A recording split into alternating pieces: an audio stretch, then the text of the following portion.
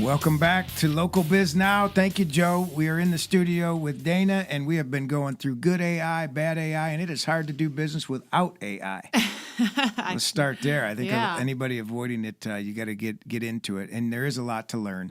And I think that one of the questions I had down here, which we'll get to, is what you do as a good leader of a business, and I want to come back to that. But I think one thing that I'll say before I shift gears is you have to keep learning. Yeah. You got to stay in the books. You got to stay in the things that make you grow. Every day. But we skimmed over asking for business, asking for referrals, and you have a long career, successful career in real estate.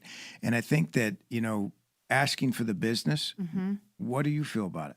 Yeah, I think it's a must. I think that the basics should never go away, right? And so there's only so much that AI can do, and people love a personalized touch still. Agree. And people want to know that you care. They want to know that it's not just like when you're working with somebody for mortgages. When I was back in Connecticut selling all the houses that I sold, and my mortgage broker was amazing.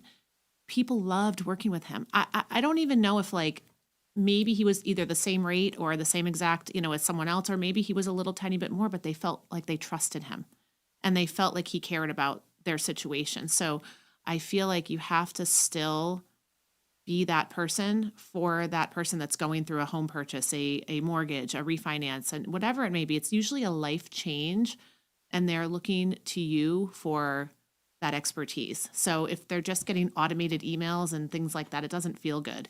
I would agree with that. I think you have to know your client. For sure. Well, and I'll say it this way. I get real mad, and it's hard not to. You've lost a deal, right? Gosh, yeah. When you get a deal, you've lost a deal. There's no doubt about it. I get mad. Why didn't they choose me?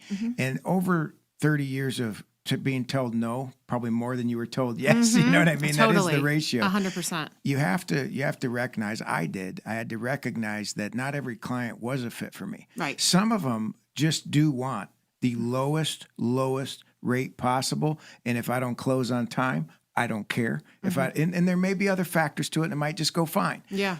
But if that is their number one concern versus a strategy for the time they're going to own it and lots of other things that we offer, there's just a mold you as an owner have to develop. This is a good client for me. Yeah.